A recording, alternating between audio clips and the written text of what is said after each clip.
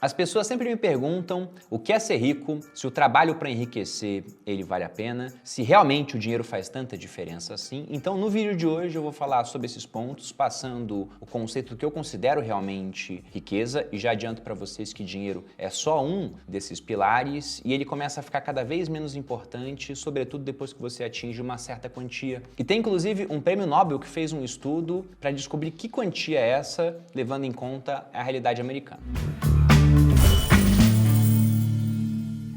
E aí pessoal do Você Mais Rico, aqui quem fala é Bruno Perini, criador do canal. E antes de entrar no assunto do vídeo, eu quero lembrar que dezembro é o mês limite para que você possa fazer aquele aporte numa previdência PGBL e obter economia na hora de declarar o seu imposto de renda. Isso logicamente não serve para todo mundo, você tem que fazer a simulação no programa do imposto de renda. Eu já mostrei isso em vídeos aqui no canal. Eu tenho uma playlist específica sobre previdência, e inclusive no último vídeo dessa playlist, um que eu fiz recentemente, eu que já tinha uma previdência VGBL, na qual eu tinha feito um aporte de 1 milhão, também fiz uma previdência PGBL para investir até 12% da minha renda tributável. Com isso eu tenho economia de imposto de renda agora, desse dinheiro trabalhando para mim durante 10, 20, 30, 40 anos, para pagar o imposto só lá na frente e numa alíquota mais baixa, porque eu escolhi a tabela regressiva de imposto. Eu vou pagar, se eu esperar pelo menos 10 anos passarem do meu aporte, 10% de imposto sobre o todo, enquanto hoje eu pagaria 27,5%. Para quem quiser mais informações disso, eu vou deixar o link do último vídeo dessa playlist. Assista, porque isso pode te dar um benefício imediato, onde na prática você vai ganhar dinheiro de volta no imposto ou pagar menos imposto para que você possa investir o seu capital. E para você que já decidiu que vale a pena criar um PGBL para fazer o aporte até 12% da sua renda tributável, tem um link aqui na descrição do vídeo para que você possa fazer isso através do nosso fundo,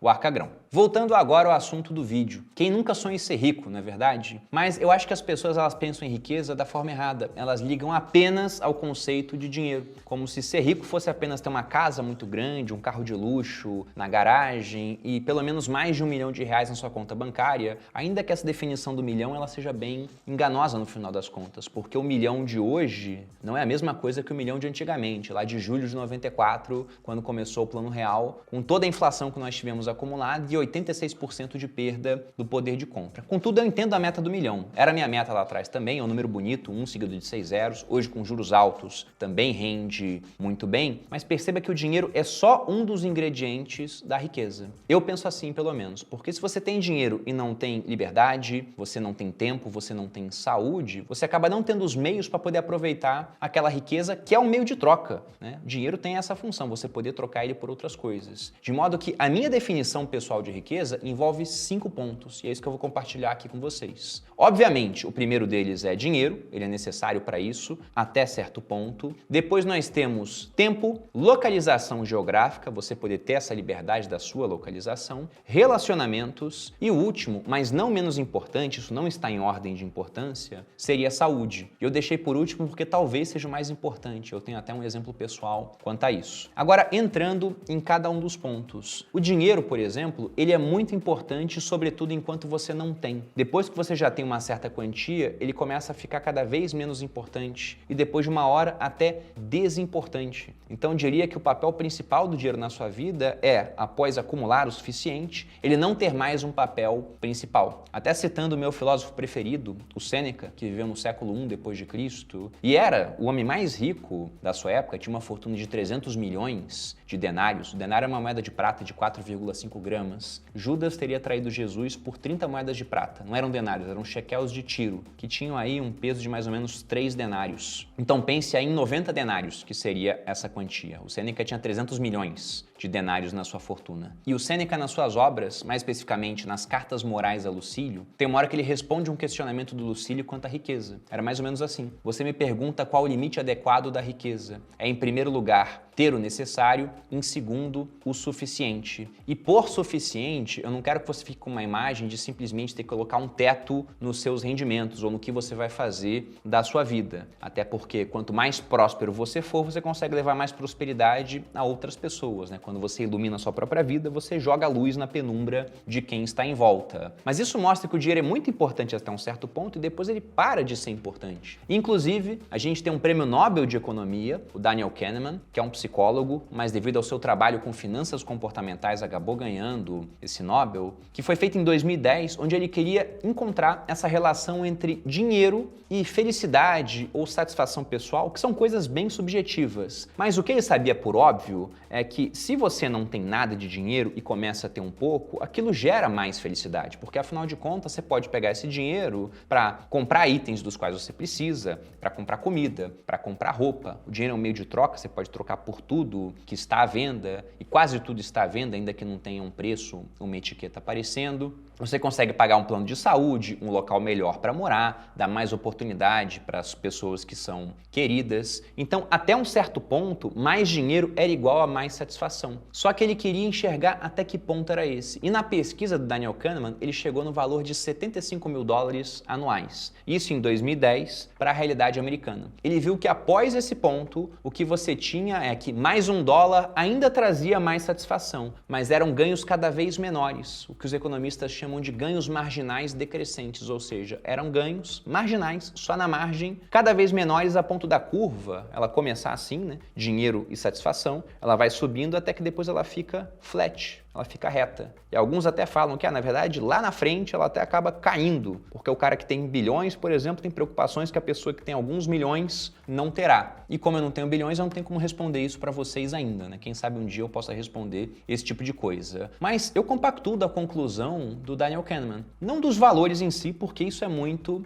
subjetivo. Mas se eu pego até o meu próprio exemplo pessoal, agora que eu entrei no Grupo Primo, a partir de janeiro do ano passado, eu ganho muito menos dinheiro do que eu ganhava antes. Mas muito menos, porque simplesmente o resultado das coisas que eu faço não pertence mais ao Bruno Perini, mas sim à empresa, ao CNPJ Grupo Primo. Parte disso pode vir para o Bruno Perini através, por exemplo, de uma distribuição de dividendos, que a gente raramente faz. A prioridade é pegar esse recurso e investir no crescimento da empresa, para torná-la cada vez mais valiosa e, quem sabe, um dia realizar um IPO. Então, a minha renda em si, ela ficou muito menor do que era lá atrás, quando eu era simplesmente uma pessoa com uma organização muito enxuta e o resultado daquilo que eu fazia vinha quase todo para mim. Só que eu não conseguia gastar aquele dinheiro. Não tinha como. Eu tinha um certo padrão de vida e o restante eu investia. Hoje, mesmo ganhando menos, eu continuo com o mesmo padrão de vida e continuo podendo utilizar esses recursos para trocar pelas coisas que eu julgo valiosas. Não só para mim, mas para minha família. Uma das minhas aspirações era, por exemplo, pegar os meus avós, que já são idosos, se preocupavam muito com o plano de saúde, que fica cada vez mais caro por idoso, e falar, deixa que isso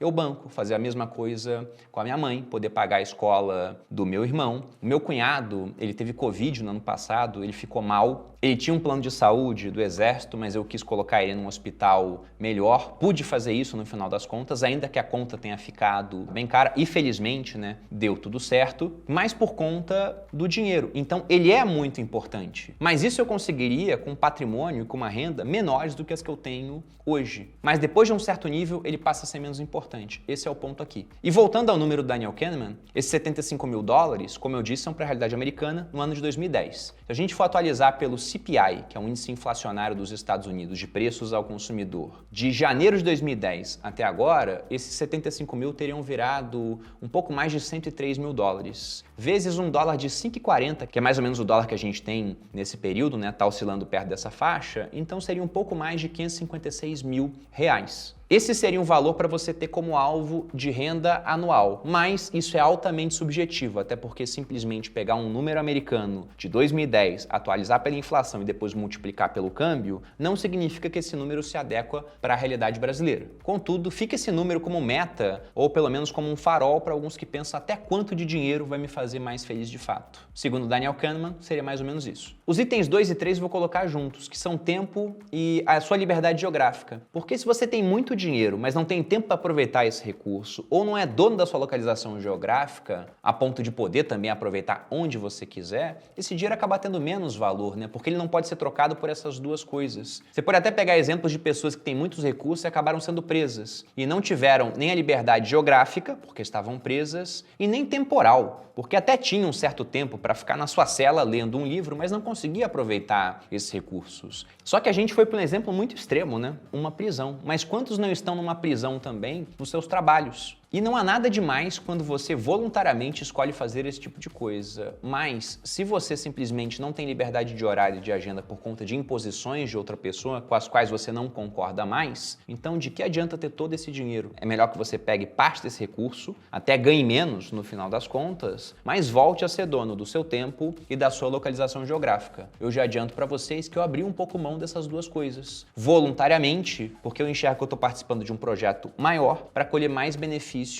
no futuro. Como eu disse, né, esses benefícios não vão nem alterar o meu padrão de vida. Eu acho que eu vou basicamente morar no mesmo local, eu vou usar o mesmo carro, eu vou usar as mesmas roupas, eu vou viajar para os mesmos locais, me hospedar nos mesmos hotéis, ter acesso à mesma comida, mas é um objetivo que eu tenho de vida hoje fazer esse negócio aqui dar certo. Então, por conta disso, voluntariamente, eu escolho não ser plenamente dono de localização geográfica e nem de tempo, porque é um ditado italiano que ele é muito verdadeiro. Quem tem sócio tem patrão. Por mais que no final das contas ninguém fique me cobrando, nossa, você tem que estar aqui, né? Você não pode tirar férias em tal época, isso nunca aconteceu. Eu também nunca cobrei sócios meus quanto a isso, mas sempre fica aquela cobrança subjetiva, porque, poxa, todo mundo quer que esse negócio dê certo, então vamos trabalhar junto para que isso possa vir a acontecer. Nossa, Bruno, então na sua definição de riqueza você está sem os itens 2 e 3, então você não é uma pessoa rica? Na minha definição, eu diria que temporariamente eu estou abrindo mão de ser uma pessoa rica. Tem uma frase do Naval Ravikant, que é um milionário americano, barra indiano, né? Porque ele nasceu na Índia e foi muito jovem para os Estados Unidos e acabou ficando muito rico lá mexendo com empresas de tecnologia, onde ele fala que o desejo é um acordo que você faz consigo mesmo para ser infeliz até conseguir o que você quer. Então, como eu tenho esse desejo, talvez essa frase seja válida para mim. Eu aceito abrir mão de certas coisas para que esse negócio dê muito certo. Já de outras, eu não aceito abrir mão, que são os nossos itens 4, relacionamento, e 5, saúde.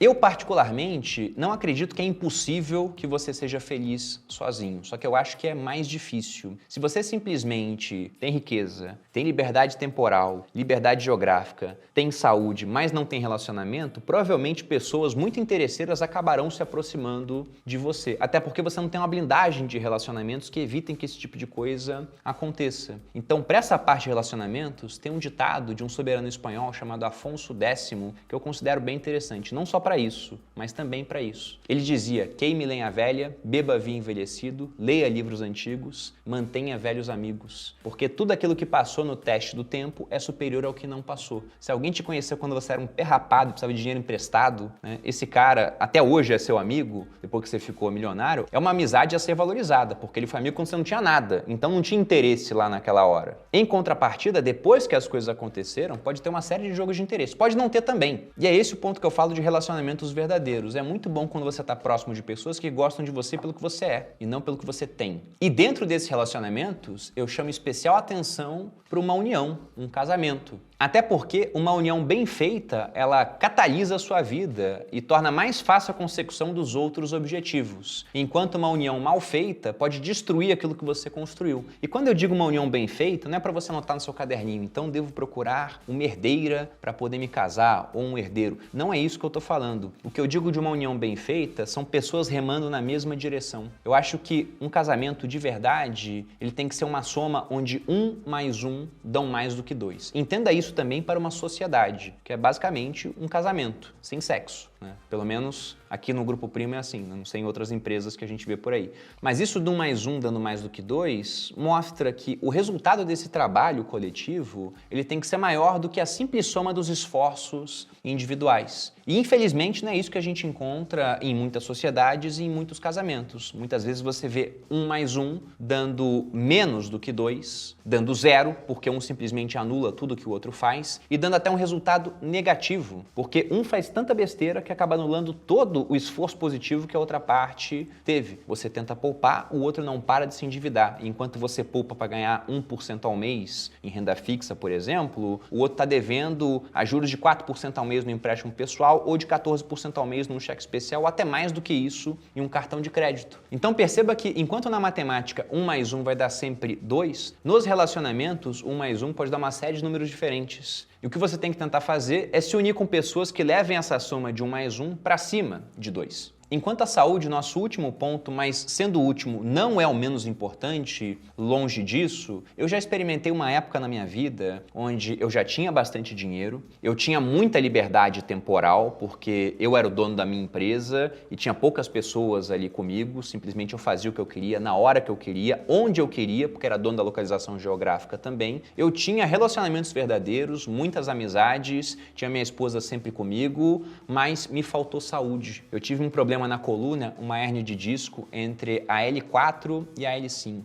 E eu cheguei a ficar 2 meses numa cadeira de rodas, eu fui em 6 médicos diferentes, 5 queriam me operar. Acabou que no final eu fiz um tratamento conservador, hoje estou 100%, faço tudo como eu fazia antes, agachamento, malho, não tenho mais nenhum problema, mas durante 2 meses eu fiquei seriamente afetado, inclusive cheguei a perder parte do movimento de um pé. Quem me segue no Instagram sabe que ocasionalmente eu coloco meu pé na grama e faço um bumerangue onde eu levanto os dedos. O meu pé direito, o dedo já não levantava. E o primeiro médico que eu fui falou que, olha, esse movimento nunca vai voltar. Esse cara, inclusive, falou que se eu não operasse, eu poderia perder o controle do esfíncter e ficar impotente. Na mesma hora eu falei, então vamos marcar a cirurgia, né? Mas felizmente eu fui em outros especialistas que falaram, não vai ser bem assim. Até que no final, um me falou que eu não precisava nem operar. E eu segui essa recomendação, fiz um tratamento conservador e tô aqui hoje gravando para vocês, feliz novamente. Mas durante a fase em que minha saúde estava afetada, não importasse o quanto de dinheiro eu tinha, isso não iria resolver o meu problema. Até porque o tratamento conservador foi muito mais barato do que uma cirurgia onde eu gastaria 50 mil para alguém abrir a minha coluna. E aqui eu não tô falando para você não fazer cirurgia, né? Eu não sou médico, procure um médico especializado caso você tenha hérnia de disco. Eu estou passando o meu relato pessoal do que deu certo para mim. Isso não é uma recomendação, mas o ponto é que, por mais dinheiro que eu tivesse, eu não conseguiria resolver mais rápido o meu problema, porque era um problema que demandava um certo tempo para o corpo se recuperar. Contudo, perceba que ainda que o dinheiro não compre felicidade, ele evita muita infelicidade. E ainda que não resolva tudo, ele pelo menos pode comprar um melhor remédio. Então eu não tinha como melhorar mais rápido com o dinheiro, mas eu pude evitar de fazer muitas coisas que me auxiliaram a melhorar no tempo adequado, porque eu tinha recursos. Eu lembro de um médico que eu fui que me disse o seguinte: a sua hérnia, especificamente, é um problema que vai se resolver com o tempo. Só que a questão é, quem tem tempo para esperar? E eu pensei, eu tenho tempo, porque eu não preciso ganhar dinheiro agora, eu tenho esse recurso, eu sou dono do meu tempo, não é outra pessoa que manda nele, então eu posso esperar. Se o tratamento fosse aqui ou em outro local, eu teria liberdade geográfica para isso também. E tinha uma pessoa que ficou empurrando minha cadeira de rodas durante 2 meses, que era minha esposa. Inclusive minha mãe falou que queria vir para cá para tomar conta de mim, acabou não precisando. Outras pessoas também estavam preocupadas. Eu, quando fiquei mal da coluna, recebi o WhatsApp de um monte de especialistas que se preocupavam comigo. E até o interessante era isso, né? Os primeiros que eu fui queriam me operar e todos que se preocupavam comigo falavam, não opera. Só que mesmo assim, essa situação da saúde diminuiu consideravelmente a minha riqueza. Não financeira, mas se eu não tivesse melhorado, as minhas relações elas ficariam mais tristes no final. Ainda que eu tivesse muitos recursos, eu estaria limitado em termos geográficos e temporais por conta do tempo do tratamento. E aí perceba como a saúde é importante, porque eu já mostrei para vocês que eu tinha os outros 4 fatores. O que estava me faltando temporariamente era a saúde. Mas por conta dela, o dinheiro eu vi que era menos importante, embora importante naquele período, mas eu deixei de ganhar dinheiro para poder focar mais no tratamento. E como meio de troca, eu já não poderia trocar por uma viagem, por exemplo, porque o meu tempo estava comprometido com o tratamento médico e uma localização geográfica também, porque afinal de contas os profissionais que estavam me atendendo ficavam aqui pela região de São Paulo. E o último ponto é que os relacionamentos eram muito importantes, mas naquele período ficaram um pouco mais tristes. Até porque era difícil a minha esposa me acompanhar e não ficar triste se eu estava o tempo todo com uma dor horrível. E quem tem hérnia de disco aqui pode deixar um comentário contando qual o tipo de sensação, mas a minha sensação é que a minha perna, ela irradiava para a perna direita, parecia uma antena de rádio. Eu nunca senti uma dor tão forte na minha vida. Alguns dizem que a dor da pedra do rim é tão forte quanto, né? Eu não tenho pedra no rim, espero não ter para saber, mas eu já queimei uma boa parte do corpo quando eu tinha 3 anos de idade. Eu tenho marcas até hoje, um pouco aqui na mão e um pouco na barriga. E lógico que eu não lembro de tudo, embora lembre de algumas coisas. E a dor é tão aguda quanto uma dor de queimadura. É realmente muito forte. Mas felizmente eu estou aqui com a saúde restabelecida, de modo que esse pilar 5 eu novamente tenho na minha vida. E eu aconselho vocês a não fazer trocas que envolvam a retirada deste 5º pilar. Se colocam para você uma escolha onde, ao abrir mão de saúde, você ganha mais dinheiro, pense muito bem antes de adotar essa linha de ação. Sobretudo se você já está mais velho, você já passou da sua juventude, né, de uns 20 até uns 30 anos, porque saúde para recobrar depois, às vezes nem todo o dinheiro do mundo é capaz de fazer isso. Então, do quinto pilar, pense sempre 1 milhão de vezes antes de abrir mão. Pelo menos é assim que eu me comportava e mesmo assim tive um problema, mas me comporto ainda mais nos dias de hoje. Bom, da minha parte era isso. Também deixo abertas aqui sugestões, caso você enxergue que há mais ingredientes que você precisa para realmente ter uma vida rica e plena. Essa é só a minha avaliação individual e eu não sou dono da verdade. O conhecimento, como eu sempre digo, está disperso pela sociedade. Então deixem pontos de acréscimo aqui nos comentários. Espero que tenha gostado desse conteúdo. Se gostou, deixe seu like, se inscreva aqui no Você Mais Rico, me siga nas redes sociais. Um grande abraço e até a próxima.